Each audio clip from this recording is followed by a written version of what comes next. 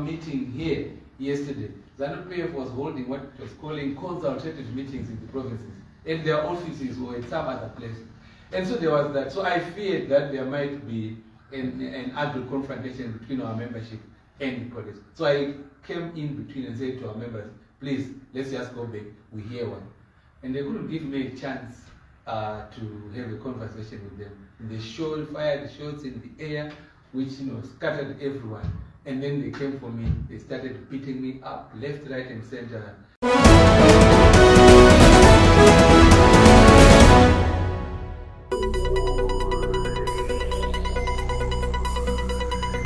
Ndiyo nyaya imwe chete yatanga tichikurukura nezvayo masikati anhasi. Valavmo Madhuku vakarwiswa nezuro vachida kuita musangano kumaofisi avo muguta reHarare.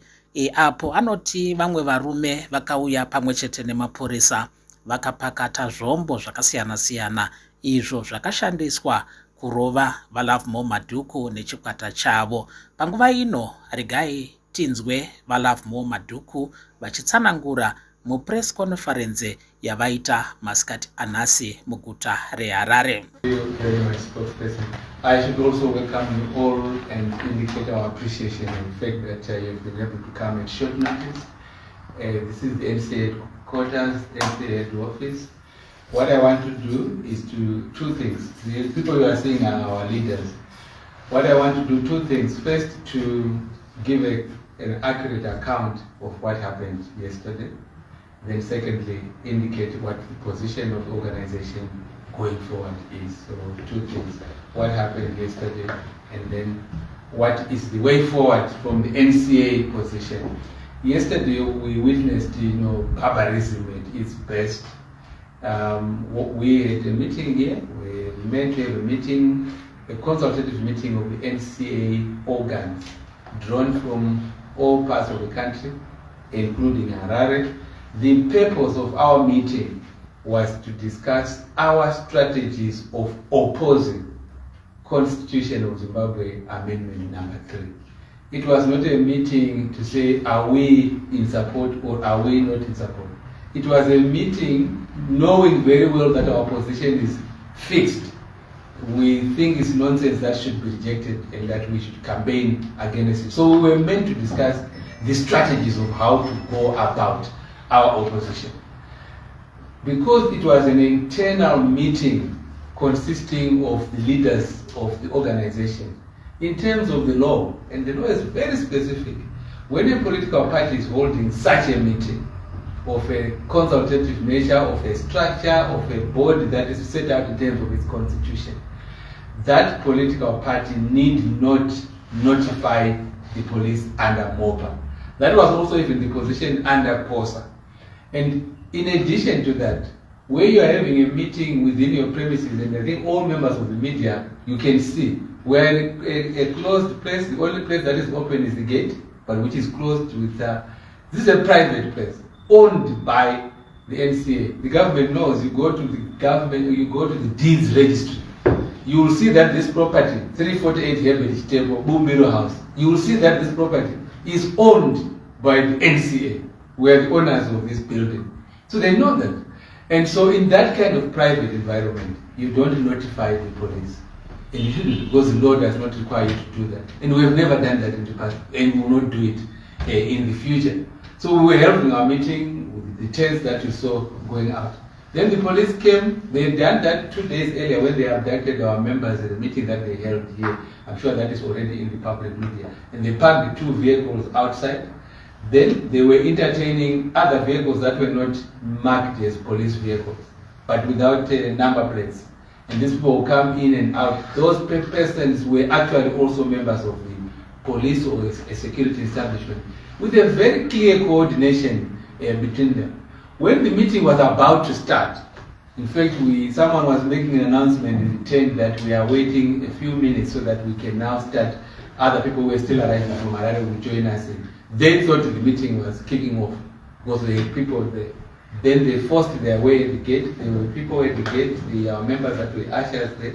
They forced themselves there with all forms of arms and so on. What we saw with the battle sticks and other things that were hidden. You also know that they then fired the shot. Now, when they did that, I actually went to them to just find out what was, because some of our members really wanted to confront them and say, look, why are you coming to disturb us? We are a political party, we are in a private space. We know that ZANU-PF is currently organizing meetings everywhere. Even as we were doing our meeting here yesterday, ZANU-PF was holding what it was calling consultative meetings in the provinces, in their offices or in some other place. And so there was that. So I feared that there might be an ugly confrontation between our membership and the police. So I came in between and said to our members, please, let's just go back. We hear one. And they couldn't give me a chance to have a conversation with them. And they fired shots in the air, which scattered everyone. And then they came for me. They started beating me up, left, right, and center. Madhuku, what was wrong? Etc. But because I wasn't running away, I was just sitting. I had taken the position we used to do in the past, where when such events occurred in the past, you would sit down, and then you will be told under the First Republic, you will be told that we are under arrest, and you will normally not be beaten further once you have more or less surrendered, which is what I did. So I sat there, but that was again an opportunity to come back to me. They would go around, chase people, then you come back. At least each one of them had to give me blows. I think about 5 or 6.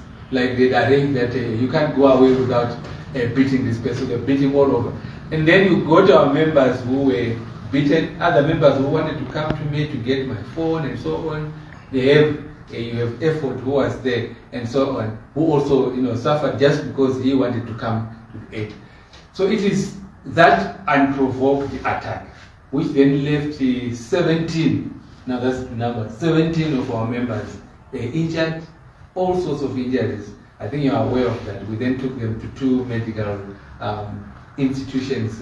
One at the Rapists clinic, and the others were taken. Here I must mention the Doctors for Human Rights that came in and said they will assist with part of our cause. But yesterday's thing was totally unwarranted, and I must put it on record that it was the police. It can never be anyone else, because it's not a matter of doubt. It was the police. So when they left here, the police vehicles were still parked outside. Then some of them went out, got into these unmarked cars. Others joined the police vehicles. They left together. So came in different ways. The police, the uniformed police first, and then these other people coming in. But when they were then leaving, they left together. So our intention was very clear as far as we know it. The idea was that if anything was going to happen to those people, we would be told that we have stoned police officers, we have resisted the police authority. But if that didn't happen, then we would hear the narration that we were not involved. That's the trick.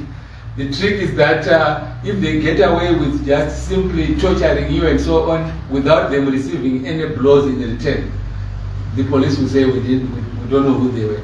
But if you were to attack them in one way or the other, you will then be accused of, they will become police officers the moment they receive that sort of thing. So they therefore disrupted the meeting.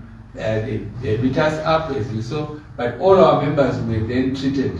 And the last person to be discharged from observation at the 2 hospitals was at around 8 p.m. I was among those who were the last ones from Baines Avenue's clinic, 8 p.m. And so all our members are recovering now from home. No one is still in hospital. Is that correct? Yes. Yes, no one is still in hospital as we speak. They were all released with various bruises, etc.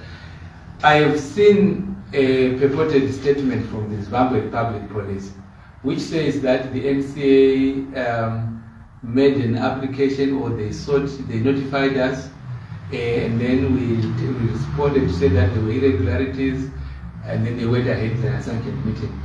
I'm very much disappointed by that. Well, that's a lie. It's not true.